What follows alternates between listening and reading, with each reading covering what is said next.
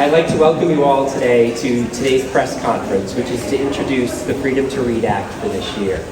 My name's Aaron Kutu-Jones, and I'm the director of the Warwick Public Library. The freedom to read, it's part of what makes America what it is. When we look to our libraries, that is where it's encapsulated. What we have in our collections provide us with opportunities to see ourselves represented in the world, to get a chance to experience what it's like to be someone else, and to understand them better. And that's why freedom to read is so important. I'm going to be the MC for today's event, and I know I'm not the person you're here to listen to. Before we get started with our speakers, I'd like to just mention the book giveaway that we have just outside the library. The collection that's there is to raise awareness as to how censorship impacts Rhode Island's creators. Authors Against Book Bans invites everyone to take home a book by a Rhode Island creator from the table in the hallway. These books have all been banned, challenged, or soft censored in the last 5 years. All of them are books for children and young adults. Thank you to Penguin, Random House, Macmillan, Disney Hyperion, Little Brown, and Towards an Anti-Racist North Kingstown for making these giveaways possible. I'd also like to thank Alex Groden, who donated the t-shirt design that you'll see on a number of the people in the building. You'll see those also available in the hallway. Next up, I'd like to invite Beatrice Pulliam to come up. Beatrice is the Deputy Director of the Providence Public Library and the President of the Rhode Island Library Association.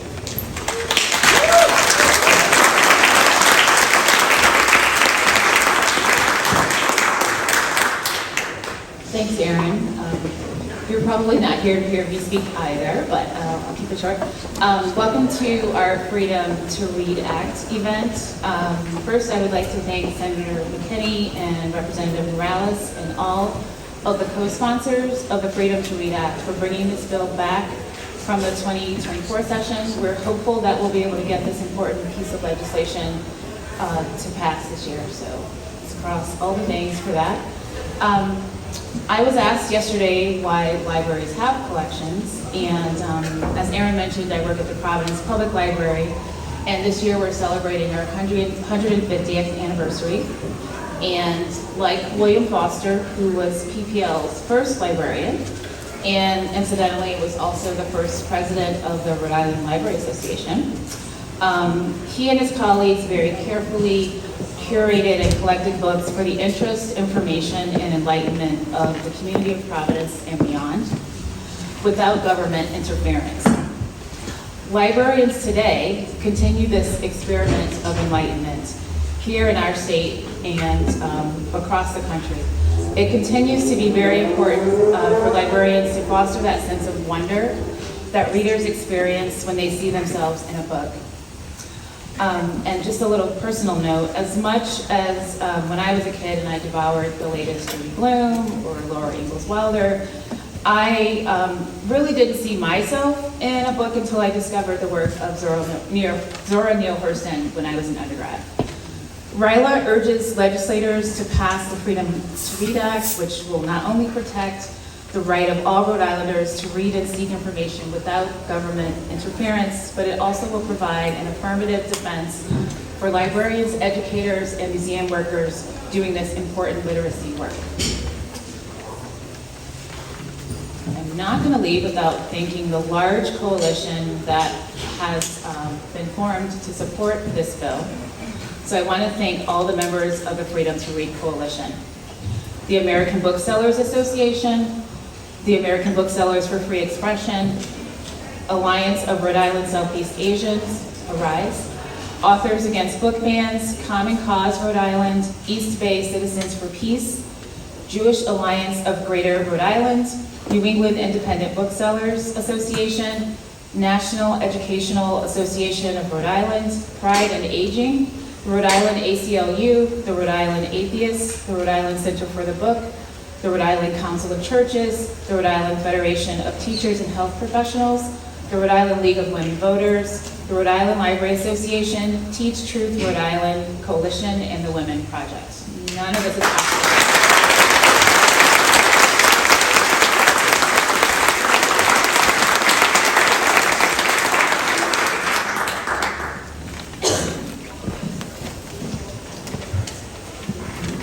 Next, I'd like to introduce Senator Mark McKinney of District 30. He's the sponsor of Senate Bill 0238.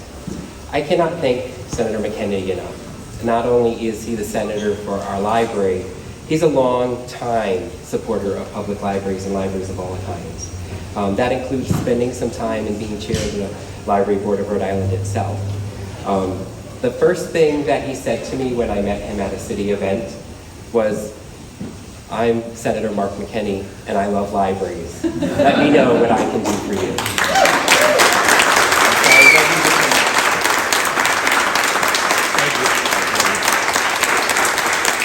Thank you, Aaron, for those very kind words. I love the fact that we have a good crowd here. I have to acknowledge Senator DeMario, Senator Coleman, and Senator Apollonio. I'm not even going to try to get, and Senator Ujifusa. Any other senators here I'm missing? Senator Loria. All right. Senator Mack. Senator Dela Cruz, Senator Mack. All right. I'm not even going to try and get to the reps, but Rep. Morales can take it. And I do have to say Rep. Bennett because we share a district. So I'm going to beg forgiveness to begin with because I have to leave. I have a Rules Committee meeting that I have to chair at 3:30. But I've got a few remarks. I absolutely love libraries. I love reading. I mean, reading is a gift. I've heard that many times over the years. For many years, I was involved with literacy, and I knew people who had grown up unable to read. And when they learned to read as adults, they cherished that gift. They were now able to read the label on their medicine. They were able to read a job application. They were able to read a bedtime story to their child. They knew exactly what it meant to have this gift. So we're protective of that gift of reading, and we fight when someone wants to take it away with book bannings or with lawsuits meant to intimidate libraries and librarians and schools because of a book they happen to have on their shelf. Stealing that gift is wrong. You know, I was thinking this morning about my remarks here today, and a story came to mind. It's a story you'll know. It's a good story. It's a Christmas story, but it actually is applicable here.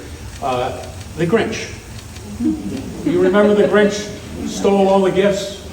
Well, that's what we're facing. We're facing people who are trying to steal the gift of reading. And don't think that it doesn't happen here. It does happen here. We heard last year in the House there was a Westerly high school teacher who testified regarding the fact that she was asked to remove a book.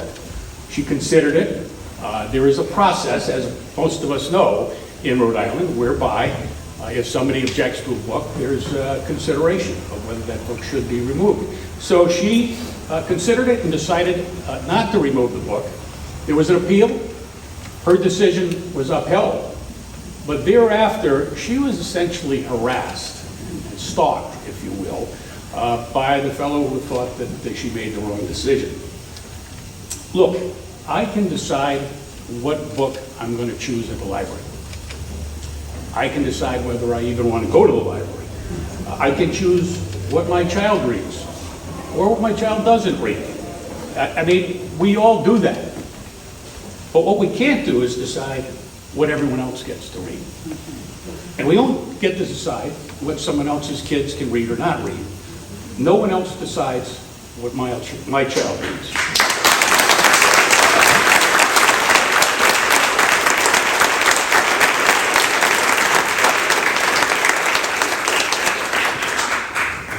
You know, those folks who are out there trying to ban books or suing librarians or the overzealous prosecutors who bring charges because of a book that happens to be on someone's shelf, they're Grinches. And they shouldn't be stealing.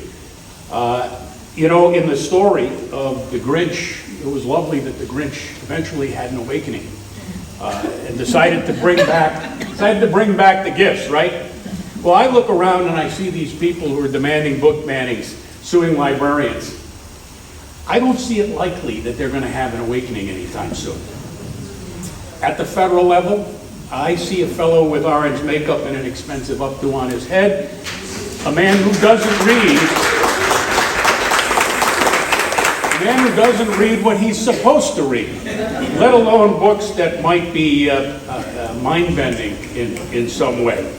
I don't see him having an awakening anytime soon and helping us preserve this gift of reading. And the chances that his heart is going to grow 3 sizes one day? Not likely. And frankly, the bozo who's dancing in the background with a chainsaw and trying to shut down the Federal Department of Education, I don't see him having an awakening either. So it begs the question, who's left to fight? We are. And we at the state level, my colleagues and myself, look at what we need to do, and we have come up with these bills. We're going to fight these Grinches. We are going to do what we need.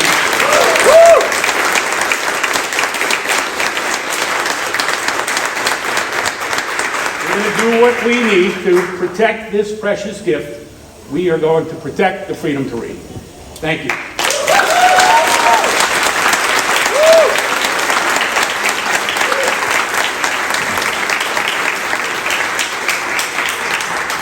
Senator McCammon. The next person I'd like to introduce is someone I've had the opportunity to work on library legislation in the past as well. Representative David Morales is someone who is also a library advocate, someone on the front lines. He's from District 7 in Providence. He's the sponsor of H5 726. I'd like to invite him to come up and share some words.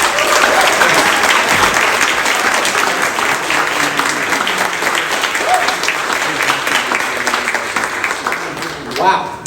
Just look around, friends. Look around at this diverse, multi-generational, multicultural coalition. Y'all did this. Y'all showed up. Now, I especially want to take a moment to thank my colleagues who have graciously co-sponsored the Freedom to Read Act. That being Representative Susan Donovan, Representative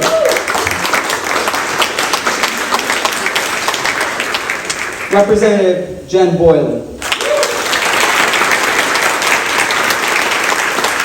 Representative Dave Bennett, Representative Jen Stewart, Representative June Speakman,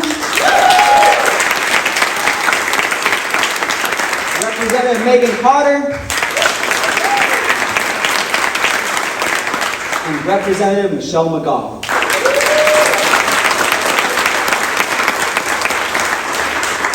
Now, what makes that lineup so special is the fact that we all represent different communities across the state. From Providence to Westerly to Warwick to Pawtucket and all across Rhode Island, we believe in the freedom to read.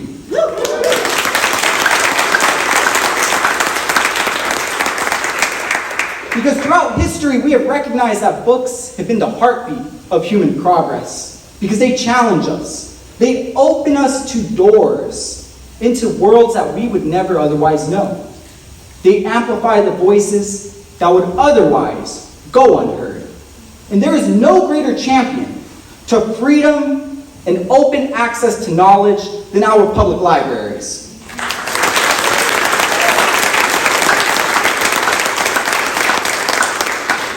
So at this time, I want to take a moment to also acknowledge all of our library staff, all of our library patrons, and school librarians in attendance. Please raise your hand if you are library staff, school librarian, library patron.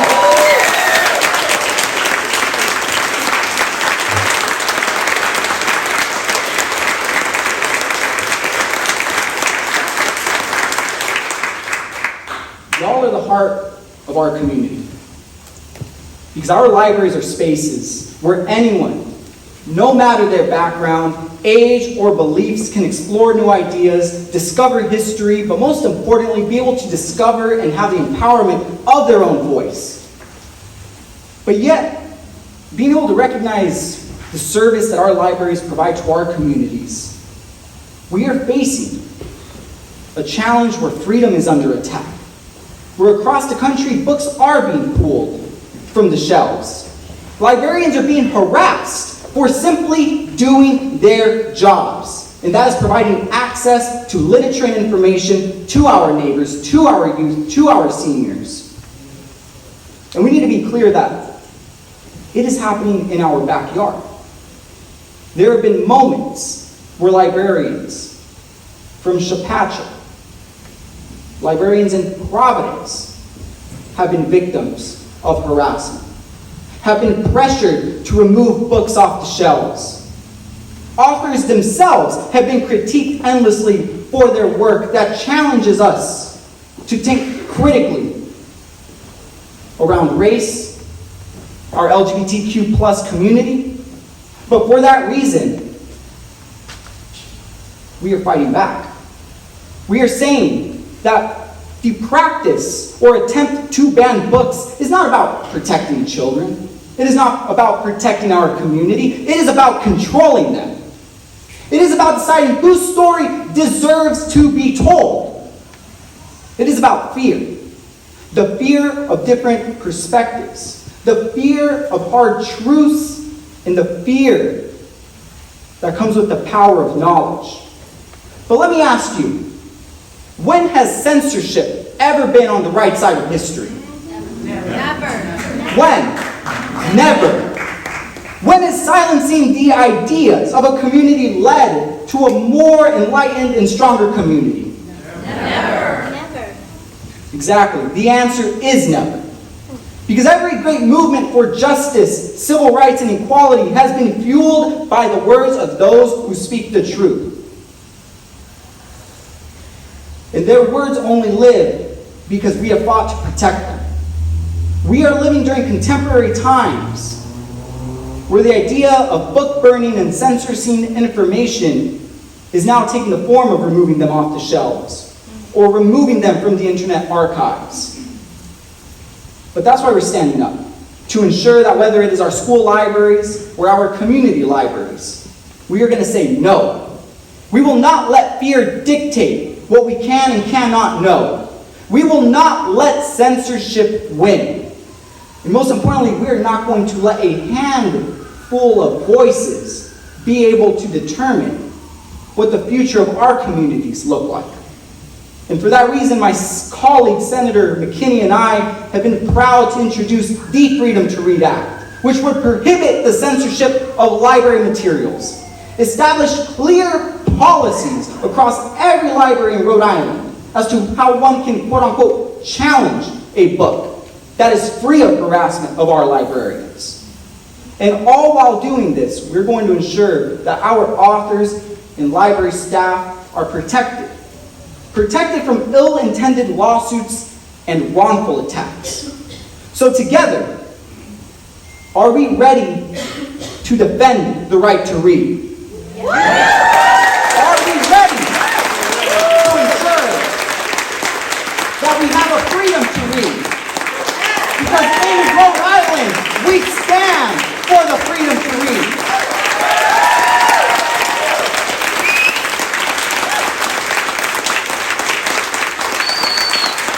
And so I must close out with a call to action. Our call to action is simple.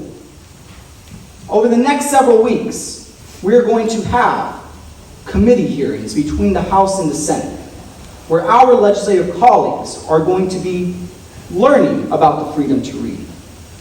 And we need to ensure that this level of energy at this multi-generational and multicultural coalition is prepared to show up and emphasize to the legislature why it is critical now more than ever that we defend the right to read, that we have codified into state law, not just through rhetoric, but through the actual laws of our state that says Rhode Island is a freedom to read state.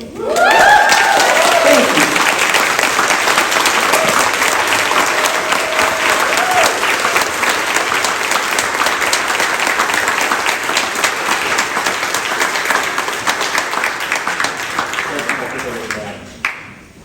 Next, I'd like to introduce the Executive Director of the Community Libraries of Providence, Cheryl Space. Cheryl is also the Legislative Action Co-Chair of the Rhode Island Library Association. I should have put Rep. Morales last, that's all I have. So good afternoon, everyone. I just want to add my thanks so much to all of you for being here. And I want to start by saying that all Rhode Islanders should be incredibly proud of the 2025 Freedom to Read Act that has been crafted and championed by a broad coalition of passionate legislators, authors, teachers, librarians, parents, and other advocates of our First Amendment rights as Americans. This piece of legislation carefully lays out the groundwork for building school and public library collections, details the process by which invested people can register a concern about library materials, and adds protections for librarians and educators to build collections without fear of legal action. It upholds book creators' rights to freely communicate their ideas and defends the freedom to read as a human right protected under the First Amendment of the United States Constitution.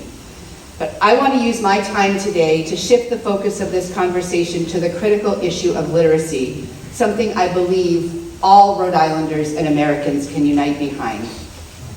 Children are naturally curious about their world, and our goal should be to ignite their passion for learning, giving them tools to address their questions and to leave them wanting more. The true measure of a book is how much it inspires reading, deep engagement with a character, a theme, or an idea. This builds critical thinking, it builds empathy, conversation, and connection. In order to inspire reading, our youth need to see themselves in the books on the library shelves.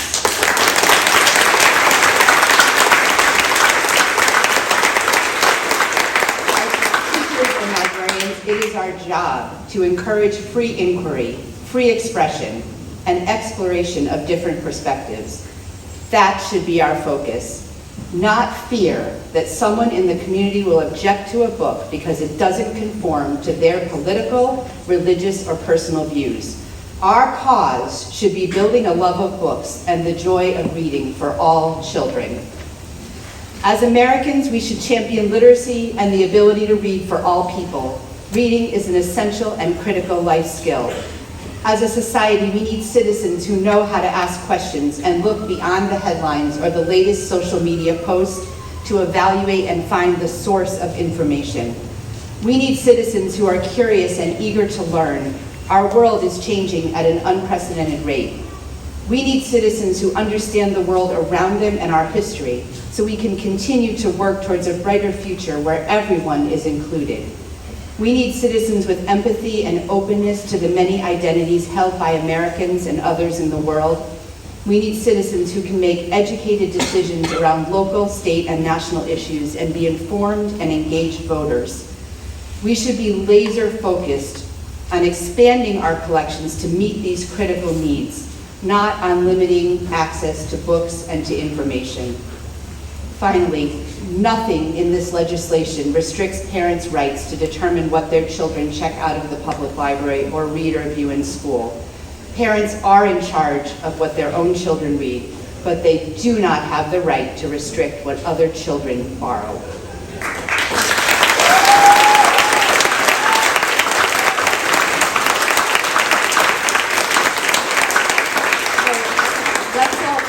Energy today and work together to build library collections that expand our ability to understand and engage with the plurality of our American society.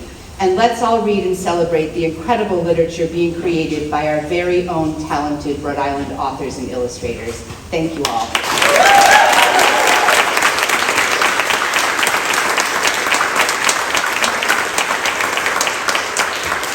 Thank you, Cheryl. Next up, I'd like to introduce Kathy G. Johnson. Kathy is a Providence author and artist.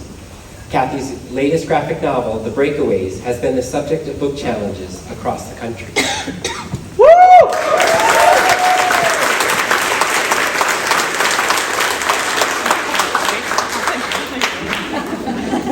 Hi, my name is Kathy G. Johnson. I am the author of The Breakaways, a middle school graphic novel. It is about a school soccer team and building friendships. My book was the 2019 winner of the local Rhode Island Dory Award for Children's Book of the Year. Publishers Weekly lauded it, saying the graphic novel will resonate with readers who are figuring out who they are and where they belong. The book was doing well. In 2021, imagine my surprise when I started getting contacted by reporters for CNN, ABC, NBC, the Associated Press, Fox News, and many more. It started in Texas, but I've been contacted by people in Missouri, Oklahoma, and Florida. The book was being banned. Why? When I first moved to Rhode Island in my early 20s, I was teaching in Pawtucket elementary schools. These schools were filled with amazing children, all who had diverse backgrounds and diverse interests. I wanted to make a book for my students. I wanted to make a book where the children specifically of Rhode Island could see themselves and read about themselves. According to the School Library Journal, in 2018, the year before my book came out, only 10% of children's books had Black characters, 5% Latino. At the time, 29% of Pawtucket students were Black and 26% were Latino. It wasn't fair. The Breakaways has 15 characters in it. There are a lot of players on a school soccer team. So I could include a lot of diverse life experiences. I was able to include other diversities, such as socioeconomic status, body size, hair type, and gender expression. Yes, one of the students on the soccer team is Sammy, who, partway through the book, comes out as transgender. The book is not a transgender story. Sammy is a pretty minor character. It's a story about the lives of children and the many different identities of children who exist throughout the world. But because Sammy is in my book for maybe about 15 pages, the book gets challenged and banned. I say this all to tell you that this book is Rhode Island. I made this book for Rhode Island children. I lived on the street in the Mount Pleasant neighborhood. Me and David go to the same library. And it's at that library where in 2019, when The Breakaways came out, where I taught a comic book drawing class, I celebrated the release of my book with Rhode Island kids. In my comic book classes, I show children how to express themselves. Most of the time, we're expressing ourselves with funny pictures, goofy monsters, and silly drawing games. I've taught a similar class to much acclaim throughout Rhode Island, Woonsocket, Smithfield, Cumberland, North Kingstown. I could keep going. In these library classes, I teach children to express who they are with creativity. In these classes, magic happens. Children should always be able to express themselves. They should feel special and protected, and they should feel safe. Books should reflect the real lives of children.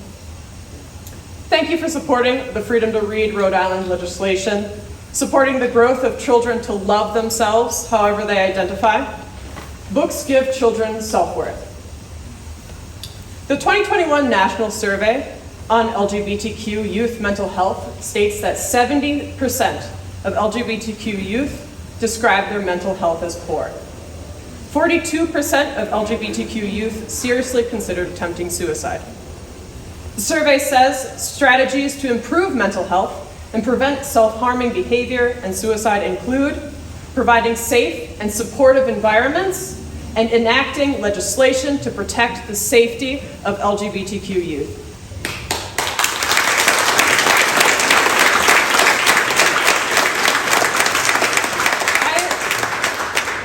I have been the victim of harassment as the author of a banned book.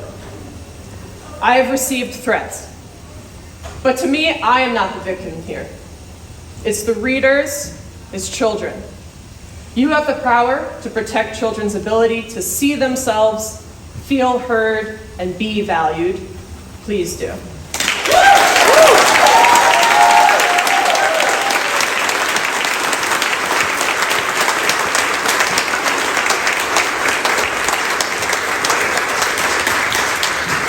Thank you so much for sharing your story, Kathy. Next, I'd like to introduce Rabbi Jeffrey Goldwasser of Temper Sinai Cranston, representing the Jewish Alliance of Greater Rhode Island.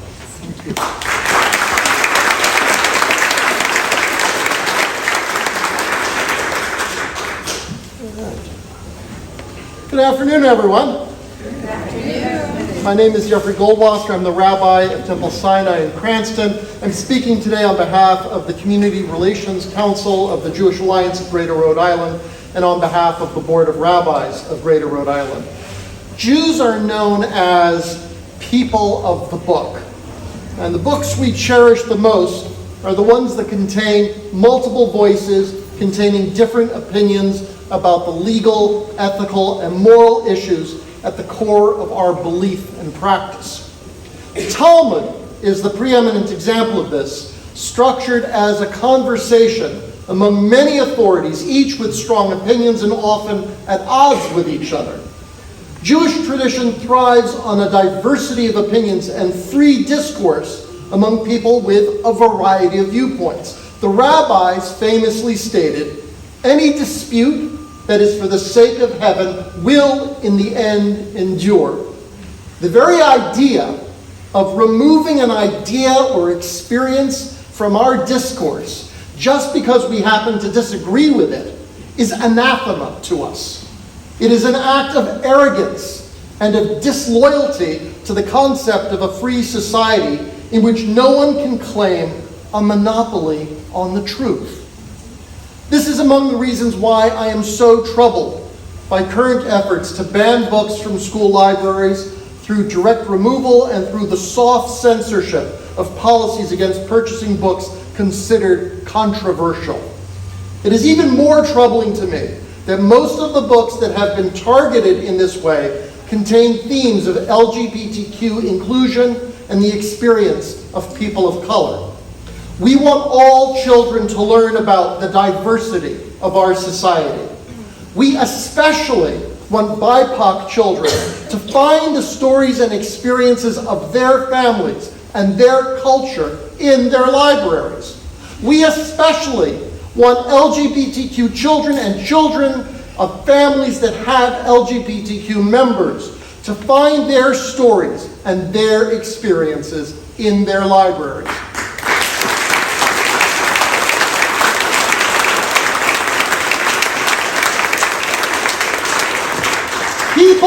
People of faith know that there is no truth that emerges from exclusion. People of faith know that our God is a God of everyone who finds no advantage in silencing and excluding voices. The only people who are determined to keep voices out of the public discourse are those who have something to fear from open discourse. We want our children to learn the power of a loving God who loves all of God's children. There are some people who will use the name of religion to claim that children need to be protected from ideas and experiences that will harm them. Quite apart from the fact that we already have amazing library professionals who work long and hard to fill library shelves with appropriate materials and who are guided by well-developed professional standards. The idea of using religion in the 21st century as a way to silence people should be shocking and repellent to people of faith.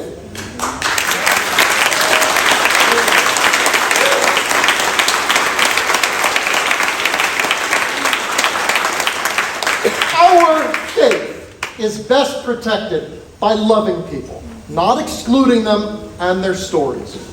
The Rhode Island Freedom to Read Act would maintain Rhode Islanders' access to the marketplace of ideas and information.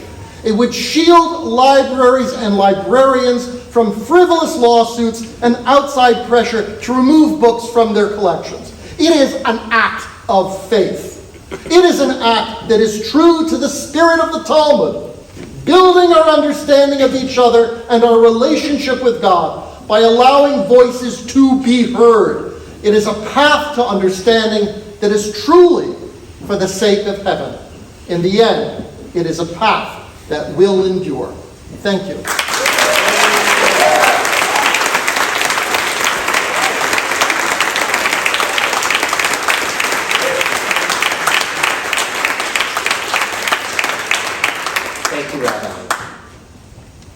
Next, I'd like to introduce some young voices to our discussion. I'd like to start with Oscar, is it Kunk? Oscar Kunk? Sorry, I forgot to ask you. And Sheila Yang. Oscar and Sheila are youth organizers at the Alliance of Rhode Island Southeast Asians for Education. Center in Oscar is a senior at St. Andrews School, and Sheila is a senior at Pilgrim High School. ARISE combines leadership training and community organizing to mobilize Rhode Island youth of color to fight for education justice. Please come up.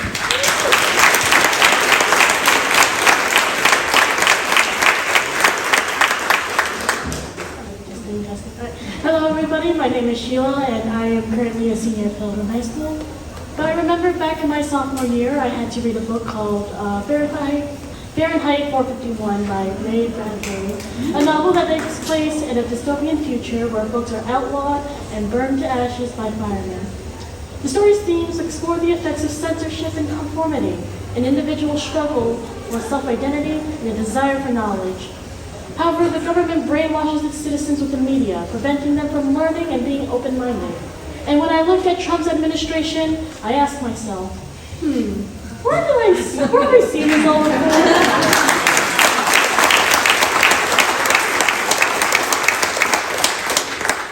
Censorship is a global issue. Even the freest of countries aren't safe by it. Despite being called the land of the free, we are threatened with censorship. According to the National Coalition Against Censorship, censorship prevents people from spreading ideas, opinions, and important messages. And in the year 2025, Trump's administration threatens to ban books relating to LGBTQ issues, racial history, and injustice. Not only does censorship affect writers and librarians, but it threatens the education of many students and silences marginalized communities, including myself. As a Hmong American student, I understand what it's like being hidden in the dark. The Vietnam War, let alone the secret war of Laos, is rarely discussed, if ever, in our history classes. And to have other history banned, including LGBTQ history, Black history, to have any history censored is a disgrace to history itself.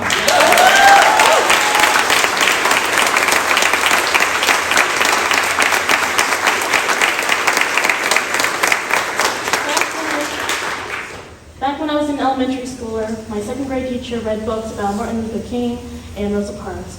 I had listened to the segregation of Black and white students. I had listened to the arrest of Rosa Parks was simply sitting on a bus, and I remember listening to an excerpt of Martin Luther King Jr.'s I Have a Dream speech. And I remember that following night, a tear slipped down my eyes and my heart filled with gratitude. I was in second grade, and yet I was inspired by these impactful figures to make a difference. I too wanted to live in a world where everyone is created equal, where everyone is treated equal, which is why I'm here today. Is this what America threatens to take away from our youth? Inspiration, role models. It is a shame to live on a land where everyone is supposedly free, yet our government wants to restrict a child's freedom to knowledge and kindness.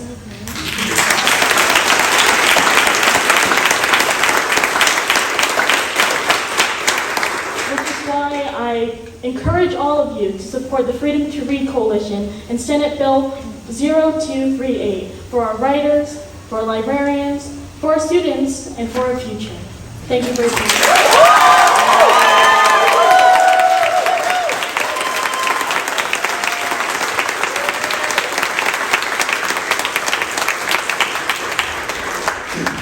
All right, folks. My name is Oscar Kunk, youth organizer with ARISE.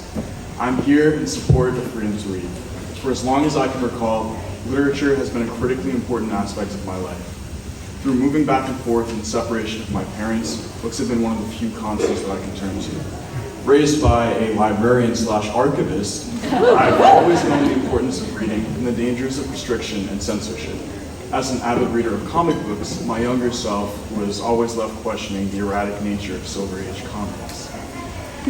The omnipresent Comics Code Authority would be both my greatest enemy and the answer to this question. After my first few years of reading comics, that little white rectangle that marks their interference would be the bane of my existence. I had no ideas why outsiders would feel the need to dilute the artistic visions of artists and authors for any reason at all. No one person other than the author or editor should have the ability to veto or alter a book or its content.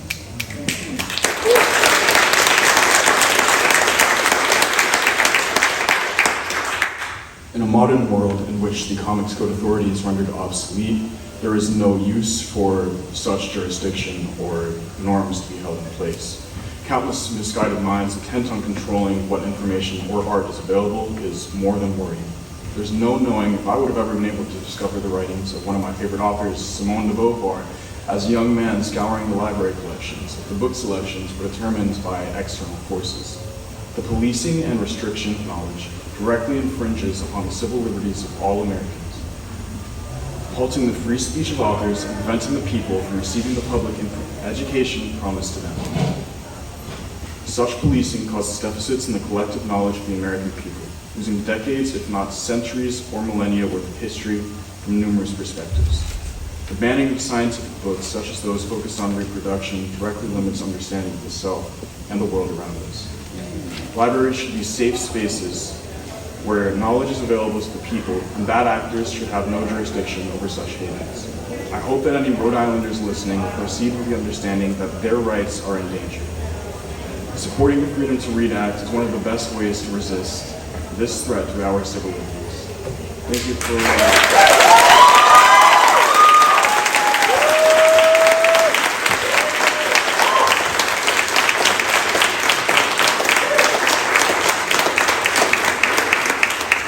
A big thank you to Oscar and Sheila for showing us how these protections are important for the end users, ultimately. Next, I'd like to introduce Rosie Stewart, who is the Senior Manager of Public Policy at Penguin Random House.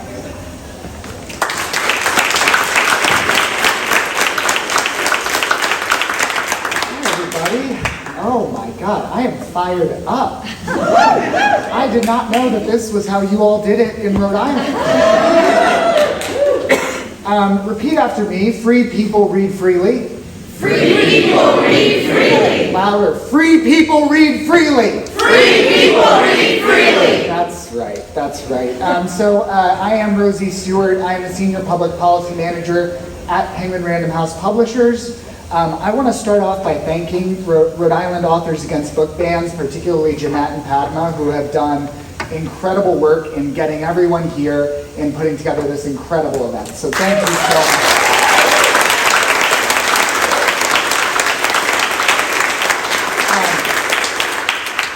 As the largest trade book publisher in the world, we want to express our strong support for the Rhode Island Freedom to Read Act. This act aligns with our mission of igniting a universal passion for reading by creating books for everyone. Everyone. Rhode Island will set an example by passing this bill when it passes.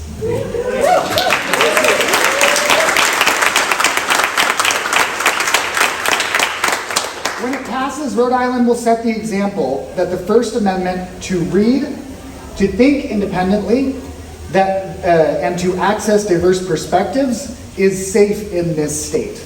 And that our library collections should reflect the diversity of our experiences and our communities. And I can tell you, we're working on many bills like this across the nation, and I can tell you that the Rhode Island Freedom to Read Act will be the strongest such bill in the nation.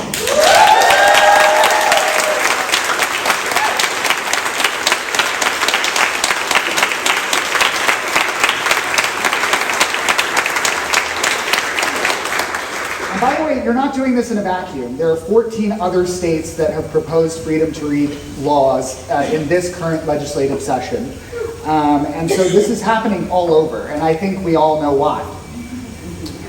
If I could speak just for a moment to the historical moment that we're in, a few weeks ago, the Federal Department of Education, not a political committee, but the Federal Department of Education that we all pay for, put out a press release calling book banning a hoax. A hoax. I wanted to take a quick little survey of the room, because I think we have some people in here who might know. Is book banning a hoax? No. Can we try that one more time but louder? Is book banning a hoax? No! Are we going to let outside, well-funded political groups bully our kids? No! Are we going to pass the Freedom to Read Act in Rhode Island? Yes! Oh, I was worried you would say no to that. But we must pass this bill. I want to be that to be the message that we all walk away with today. We do not know, although we have a pretty good idea now, what orders will come down from the federal government, from the federal courts. By passing this bill, the state of Rhode Island will ensure that we are protecting our citizens, whatever comes.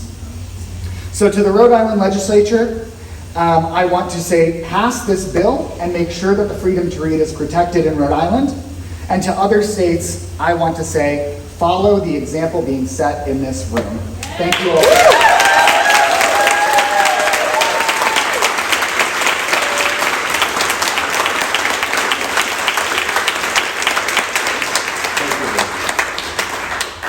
At this point, I get to turn the show around a little bit. Does anybody have any questions? Okay, good. I don't have to answer. At this time, we're going to close out the press conference, but I'd like to remind everybody, you all have an opportunity to get a free challenged or censored book out in the hallway. So take a moment to see some of the things that are being stolen from the opportunity to be read and experienced, to show people how other people experience life, or to perhaps see yourself reflected in a book. Thank you so much for coming and for your support for these bills.